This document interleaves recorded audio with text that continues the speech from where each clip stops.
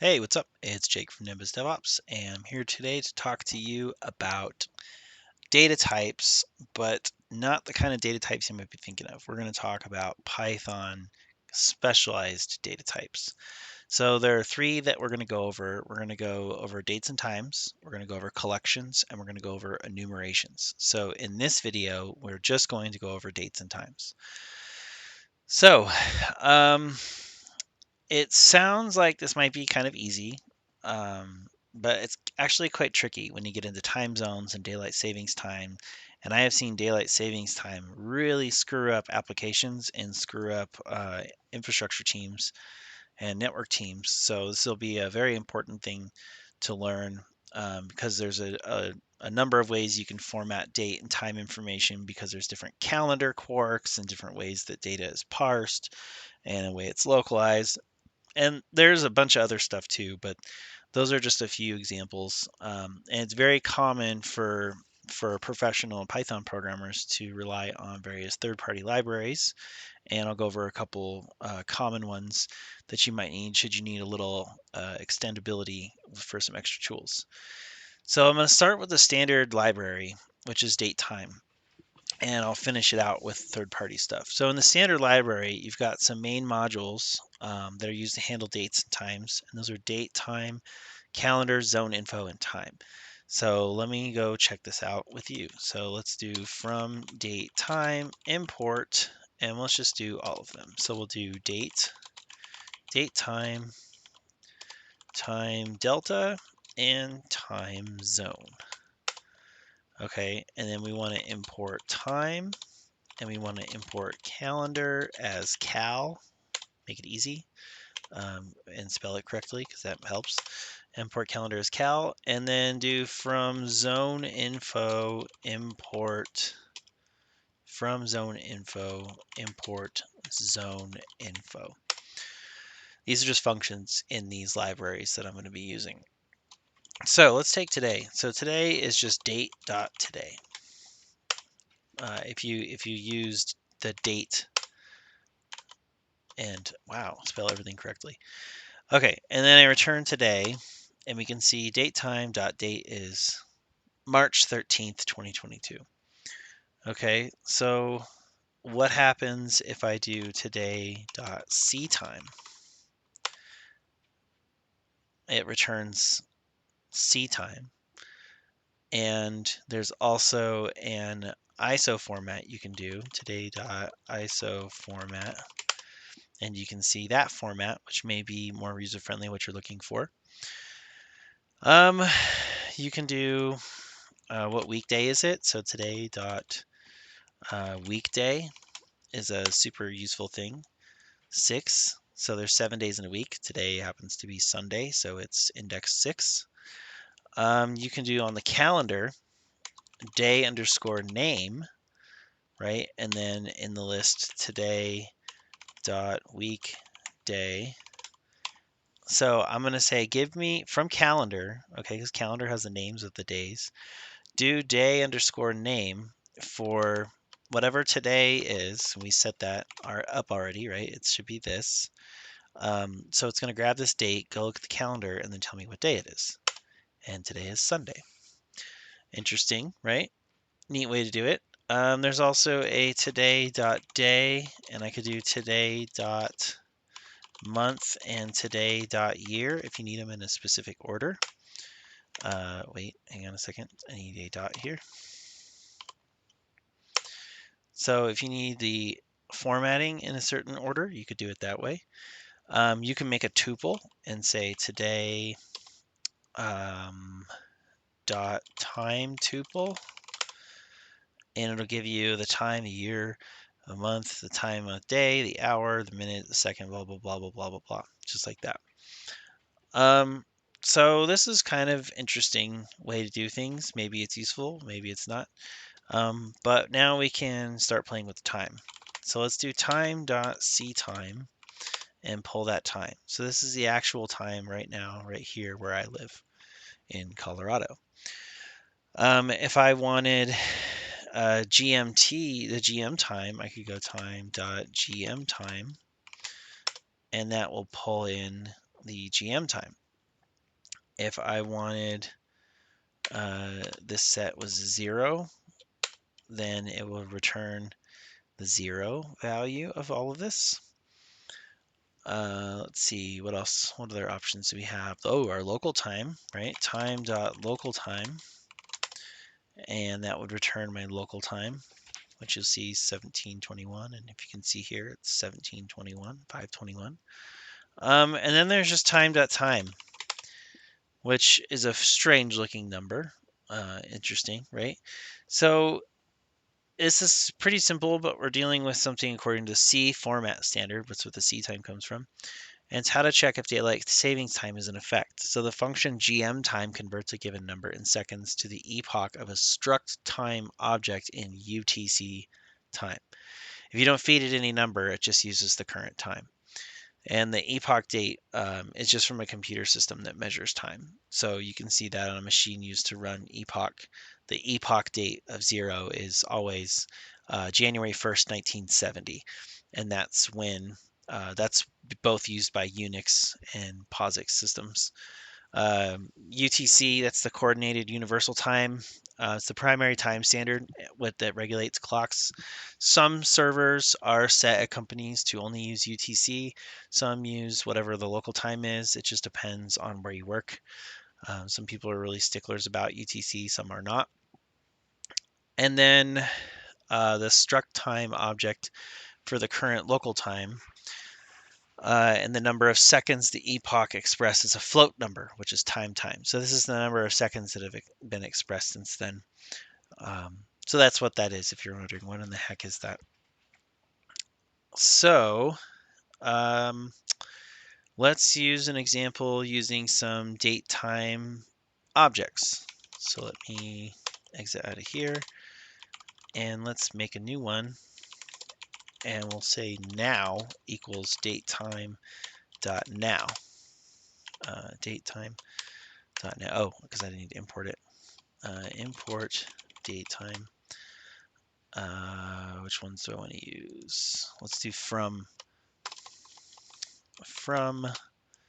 datetime. Import datetime, time delta, and time zone. And then we want to import time and import our calendar as cal, and then from zone info import zone info. Kind of a pain in the butt to do this, but it works. All right, so now let's go now equals datetime dot now. And if I said UTC now equals datetime dot UTC now, and we can look at this. So if I say now, we can see the date time. And if I say UTC now, you see the difference. Okay, so there is a difference. And if I say now.date, we can see the date. Now.day, now.month, now.month, and now.year. Again, you can do this in any order that you want, depending on your formatting requirements. You could do now.date equals date.today if you were trying to compare the two. It would tell you if that was true or false. You could do now.time and get the or now.time and get the time.